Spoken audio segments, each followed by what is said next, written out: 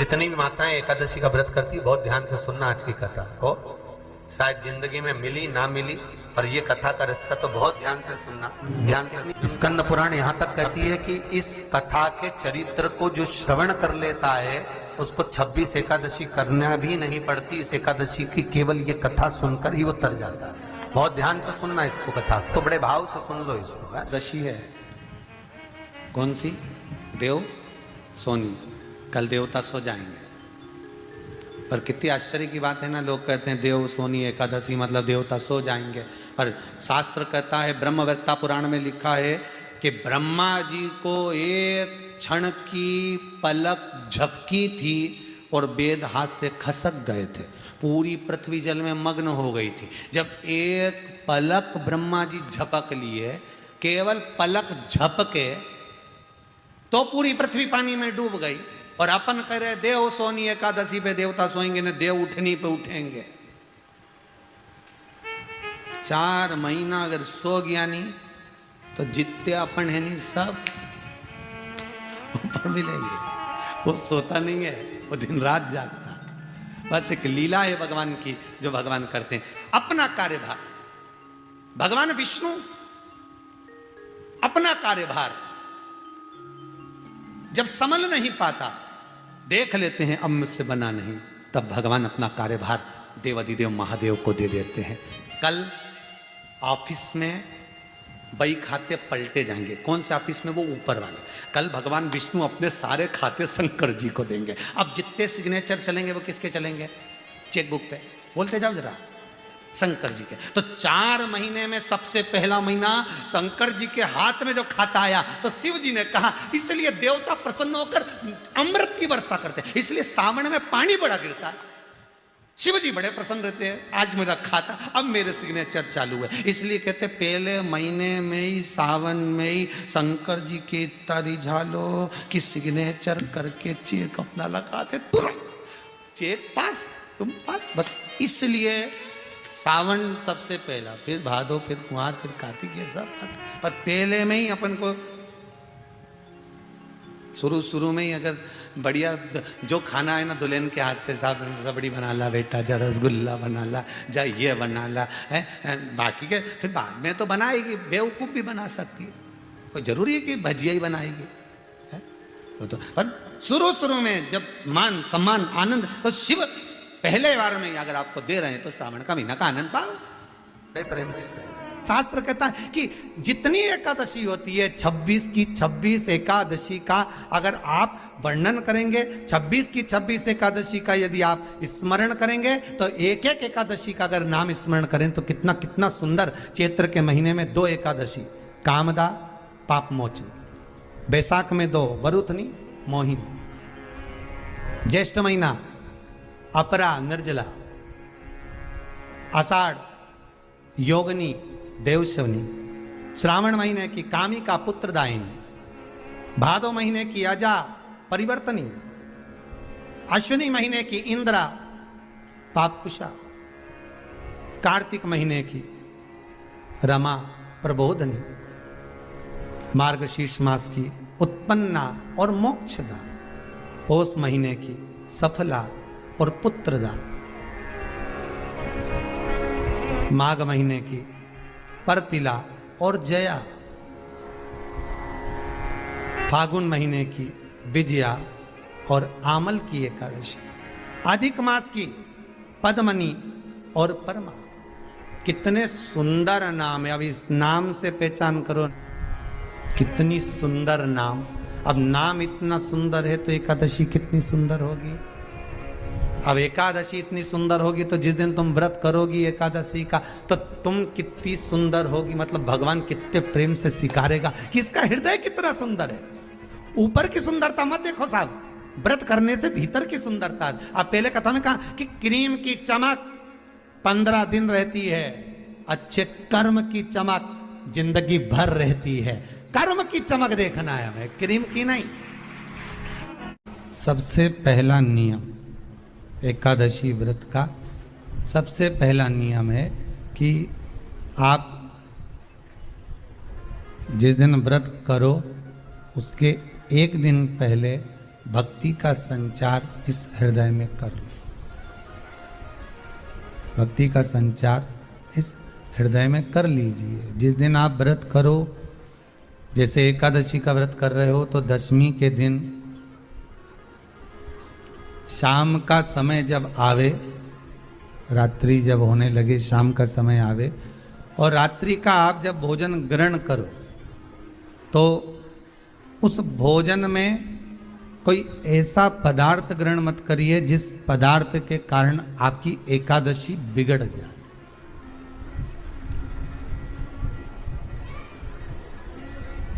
कोई बेकार भोजन में ग्रहण नहीं करना, श्रेष्ठ भोजन ग्रहण करिए दशमी के। और एकादशी का दूसरा नियम बहुत ध्यान से सुनिएगा। जिस दिन आपकी एकादशी का व्रत हो, उस दिन प्रयास करिएगा कि अपने हाथ से किसी भी वृक्ष की कोई पत्ती टूटे ना। अपने हाथ से किसी भी वृक्ष की, पौधे की, किसी भी वृक्ष की पत्ती अपने हाथ से ना टूटे। बहुत ध्यान दीजिएगा महाराज। एकादशी का ये दूसरा नियम है कि अपने हाथ से किसी पौधे की, किसी वृक्ष की, किसी डाली की कोई पत्ती टूटे ना, कोई पत्ती ना टूटे, इसका प्रयास करिए।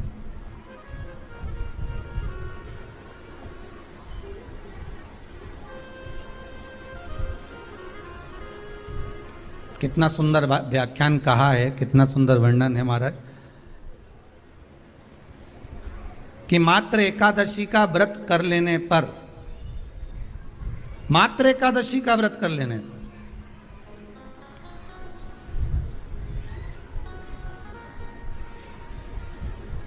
जो पूर्व में किया गया हमारा पाप कर्म है, हमने किसी जीव की हत्या करी है, हमने किसी को कष्ट प्रदान करा है, हमने किसी को अपशब्द कहा है, हमने किसी को ताने दिए, हमने किसी को आड़ा टेढ़ा कहा है, हमने किसी को गालियां दे दी है, मात्र एकादशी का व्रत ही कर लेने पर ये सारे जो दोष हैं वो समाप्त हो जाते हैं।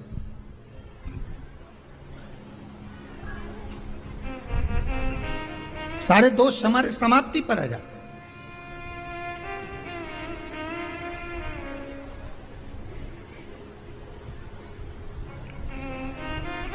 अब एक विचार करिएगा थोड़ा सा अपने मन में, अपने चित्त में, अपनी वृत्ति में एक बात उतारिएगा।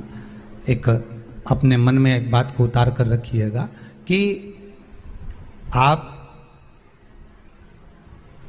अपने पाप को, अपने पाप कर्म को जिस दिन क्षीण करने वाले हो, समाप्त करने वाले हो, अपने पाप को आप जिस दिन समाप्ति पर लेकर जा रहे हो, तो उसके एक दिन पहले आपको प्रसन्नता होना चाहिए कि नहीं होना चाहिए कि कल मेरा पाप कटने वाला है, कल मेरा पाप समाप्त होने वाला है।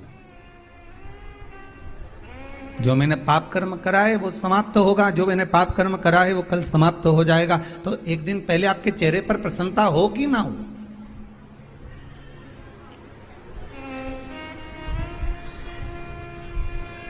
और चेहरे पर वो प्रसन्नता आपके आना चाहिए कि कल मेरा एकादशी का व्रत है, आज दशमी है, कल एकादशी का व्रत है, तो कल मेरी जब एकादशी का व्रत रहेगा तो मेरा ना जाने कितना कितना पाप, कितना असत्य, कितना झूठ, कितना प्रपंच वो समाप्त हो जाएगा। इसमें मुझे प्रसन्नता हो, इसमें मुझे आनंदता हो।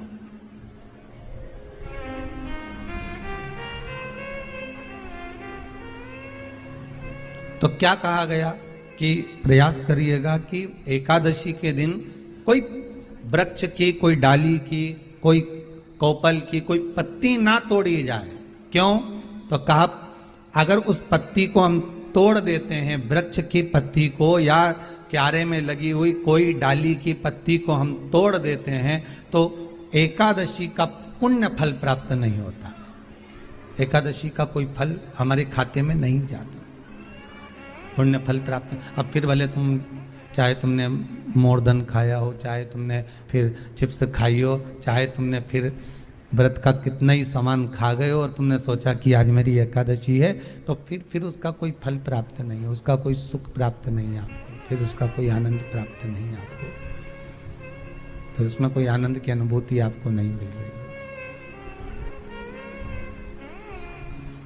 को याद रखिए, गौदान और एकादशी, श्रीमद वल्लभाचार्य जी ने मायावत का खंडन करा था जगन्नाथपुरी में, और श्रीमद वल्लभाचार्य जी ने कहा था एकादशी मरने के बाद मत दो, एकादशी जीते जी दो। कहा था कि नहीं कहा था? जीते जी दान करिए। इसलिए जगदीश में, जगन्नाथपुरी में एकादशी उल्टी लटकी हुई है। करें आपने दर्शन? जगदीश में एकादशी को उल्टा लटकाया, क्यों? क्योंकि वल्लभ ने कहा कि एकादशी जीते जी दो। कई पंडितों कहते हैं तुम्हारे दादाजी मर गए, जब 12वें का दिन होता है ना तो पंडित जी संकल्प छुड़ाते हैं, दो एकादशी। बड़े बेटे ने 5 दे दी, छोटी बहू ने 3 दे दी, उसने 2 दे दी, उसने 2 दे दी, तो क्या तुम्हारे दादाजी भिखारी थे जो तुम्हारी एकादशियां लेकर जाएंगे? और तुम कौन होते हो दादाजी को एकादशी देने वाले? तुमने कौन सा इतने पुण्य कर लिए जो तुमने एकादशी दे दी?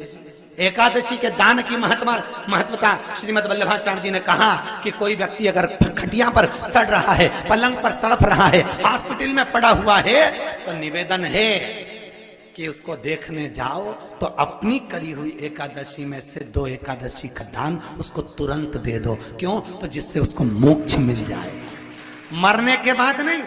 क्योंकि मरने के बाद तो वो 10वें के दिन, गरुड़ पुराण में लिखा है 10 दिन तक जीवात्मा घर की अटारी पे रहती है। कितने दिन? 10 दिन। 10 दिन के बाद जीवात्मा चली जाती है। कहां जाती है? उसको जहां जाना है। 3 दिन में उसको भोग भोगना पड़ता है जीवात्मा को। 3 दिन नरक का भोग भोगती है, उसके बाद स्वर्ग का भोग भोगती है। 18 दिन में ये प्रोसेस पूरी हो जाती है। कितने दिन? 18 दिन। 18 दिन के बाद में उस जीवात्मा को धान के खेत में पटका जाता है। किसके खेत में? धान के, चावल के खेत में। इसलिए कहते हैं एकादशी के दिन चावल मत खाओ। कहते कि नहीं कहते? और क्या कहते हैं? द्वादशी के दिन चावल खाना जरूरी है। एकादशी का पालना करना है तो द्वादशी को चावल का 1 ग्रास खाओ, तब द्वादशी को चावल खाओगे तो एकादशी लगेगी। चावल नहीं खाओगे तो एकादशी नहीं लगेगी। द्वादशी को चावल खाना जरूरी है। क्यों कहते हैं? क्योंकि धान के खेत में जीव को छोड़ा जाता है, उस धान के खेत में, चावल के खेत में जीवात्मा रहती है। उसको चिड़िया खाती है तो चिड़िया के रूप में जन्म लेता है, मनुष्य खाता है तो मनुष्य के रूप में जन्म लेता है। इसलिए एकादशी के दिन चावल नहीं खाया जाता, क्योंकि एकादशी के दिन हम चावल खाएंगे तो जीव हत्या का दोष लग जाएगा। फिर कब खाना है? द्वादशी के दिन। द्वादशी के दिन क्यों खाया जाता है? क्योंकि हम एकादशी के व्रत करे रहते हैं, और पहला घासा जब चावल का खाते हैं तो अपनी करी हुई एकादशी का पुण्य, जितने जीव हमारे मुंह में जाते हैं उनको उसका पुण्य मिल जाता है, और उनका फिर जन्म नहीं होता, वो तर जाते हैं, उनको एकादशी का भाग मिल जाता है। इसलिए कहते हैं एकादशी को चावल मत खाओ, पर द्वादशी को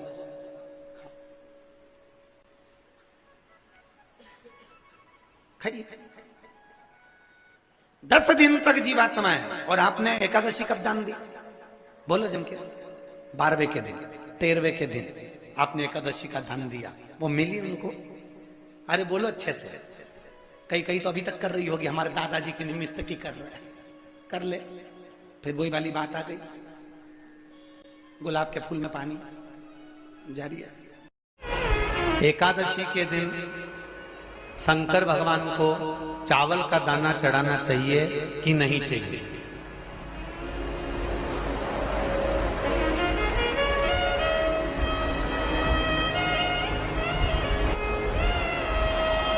बीमार व्यक्ति से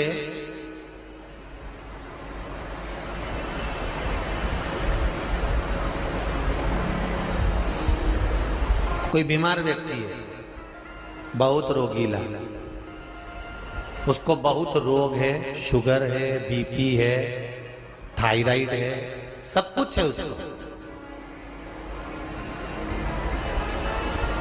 और वो रोगीला व्यक्ति जब डॉक्टर के पास जाकर पूछे, डॉक्टर साहब मेरी तबीयत ठीक नहीं रहती है, मैं बहुत कष्ट में रहती हूँ, बहुत तकलीफ है शरीर में,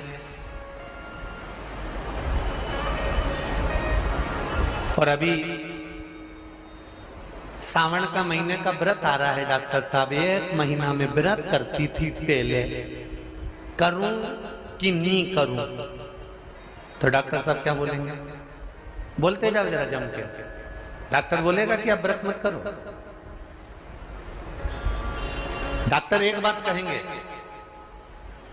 शरीर स्वस्थ रखना है, व्रत बाद में हो जाएगा, अगले वर्ष कर लेना, पर अभी शरीर को सही रखने के लिए दोनों समय अच्छे पेट भरकर सात्विक भोजन करो और अपने शरीर को ठीक करो। सात्विक भोजन अपने शरीर को, व्रत बाद में भी हो जाए, अगले वर्ष हो जाए।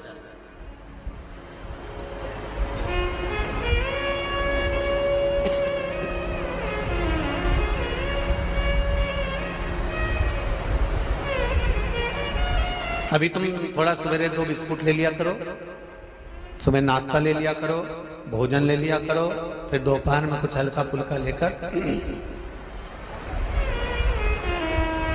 थोड़ी थोड़ी देर में खाते रहना चाहिए हो।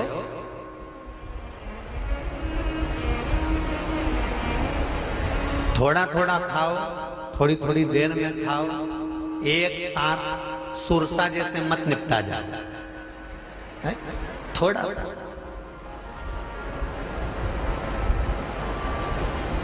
ज्यादा खाओगे और ज्यादा कमाओगे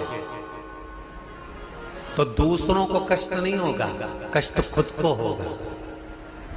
ज्यादा खाओगे आपाच्य हो जाएगा, रात की नींद उड़ जाएगी, शरीर में अच्छा नहीं लगेगा। ज्यादा कमाओगे रात की नींद उड़ जाएगी, दुनिया की दृष्टि तुम पर पड़ जाएगी और तुम्हारी रातों की नींद।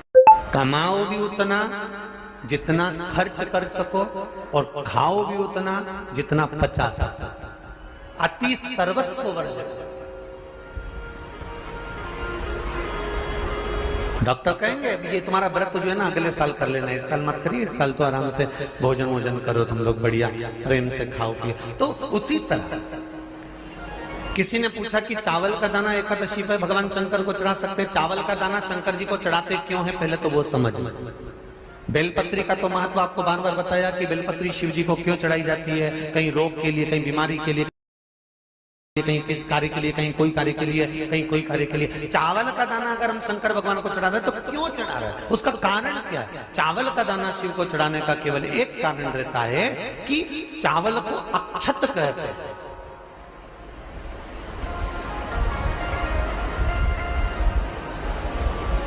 अक्षत का मतलब होता है अक्षय।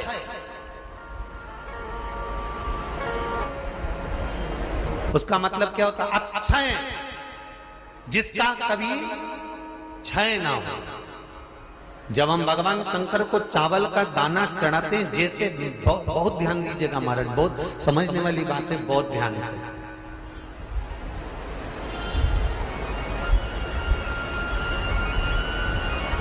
चावल का दाना हमारे मस्तक पर तिलक करने के बाद पंडित जी क्यों लगाते हैं कि भगवान जैसा समय आज चल रहा है, आप पूजन कर रहे हो, पाठ कर रहे हो, दान कर रहे हो, पुण्य कर रहे हो, सत्कर्म कर रहे हो, भजन कर रहे हो, मेरा देव अधिदेव महादेव, मेरा नारायण, मेरा सत्यनारायण भगवान, मेरा राम जी, मेरा विष्णु जी, मेरा भागवत मैया, मेरी रामायण मैया। ब्राह्मण मस्तक पर तिलक लगाने के बाद चावल इसलिए लगाता है कि जैसा समय आज चल रहा है, भगवान तुमको ऐसा ही समय बनाकर रखे और तुम ऐसे ही चार चांद लगाते रहो, दान पुण्य संकीर्तन करते रहो। इसलिए मस्तक पर चावल का दाना लगाया जाए।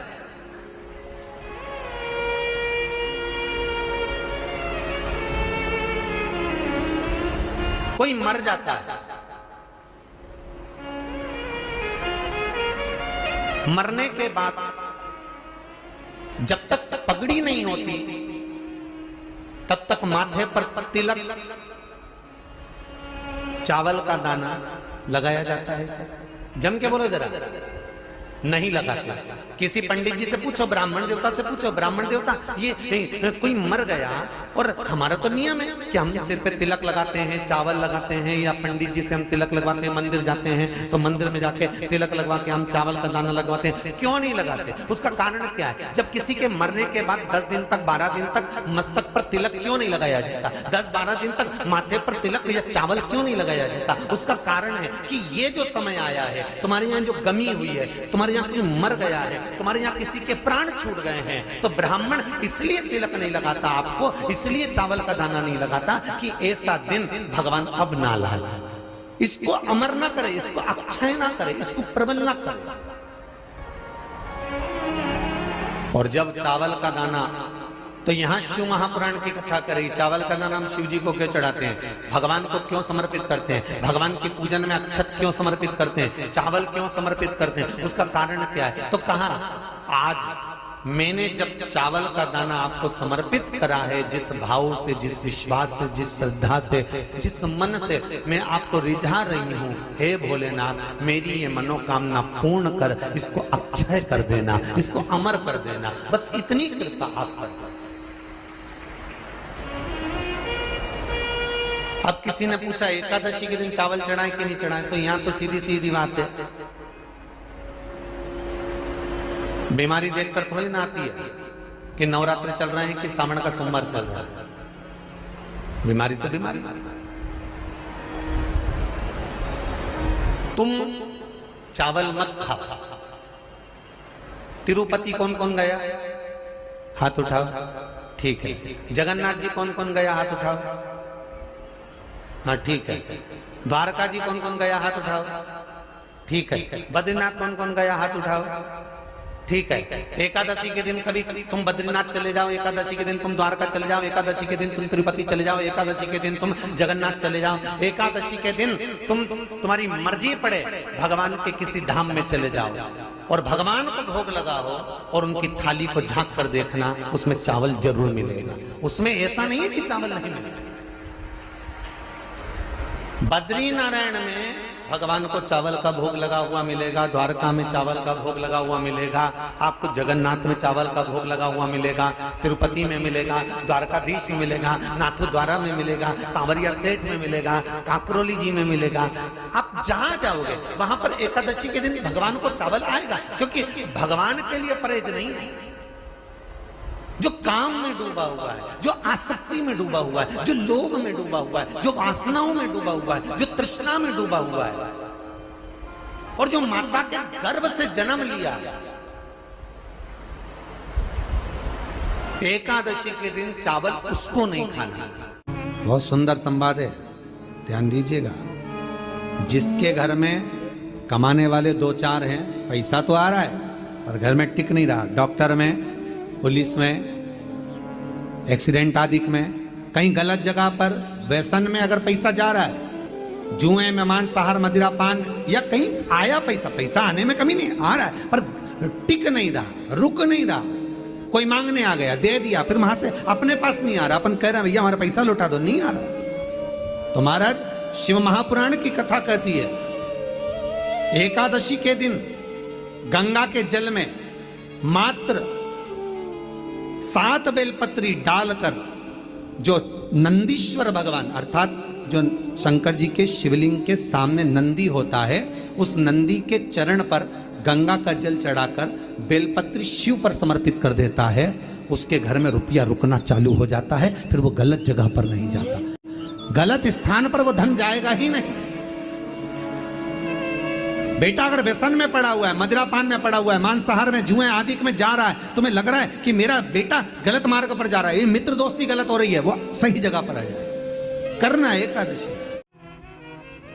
कई लोग इसको धन के लिए भी करते हैं, संपदा के लिए। संपदा के लिए अर्थात जिसका व्यापार नहीं चलता, जिसके घर में पैसा नहीं आता, या नौकरी नहीं लग रही, या सर्विस नहीं लग रही, आप अप्लाई कर रहे हो, जगह जगह जाकर इंटरव्यू भी दे रहे हो और पैसा नहीं आता, तो उसके लिए भी प्रयास किया जाता है। पर उसके लिए यहाँ पर जो धन के लिए करते हैं, उसके लिए विष्णुपदी के लिए करते हैं। मतलब जैसे गंगा के जल में तुलसी के 11 पत्ते डाले जाते हैं। कितने पत्ते डालते हैं? 11 तुलसी के पत्ते डालते हैं और उसको किसी भी नारायण के मंदिर में, राम कृष्ण शिव, शंकर नहीं, राम कृष्ण भगवान विष्णु, दत्त आदि जितने नारायण के मंदिर हैं, उस मंदिर में किसी भी पात्र में, एक छोटे से पात्र में उसको भरकर रखी आते हैं महाराज। उससे भी जॉब, सर्विस, नौकरी में सफलता प्राप्त हो जाती है, परंतु वो भी एकादशी को ही होता है। कुछ देर तक पात्र को रखा जाता है, फिर वही पात्र का जल किसी भी वृक्ष के नीचे डाल दिया जाता है, उससे भी नौकरी के लिए फायदा मिलता है। गंगा का जल कोई साधारण नहीं। भागीरथ बाबा तब साधना में लगे तो उनका हृदय, चित्त, वृत्ति, मन बाबा में लगे।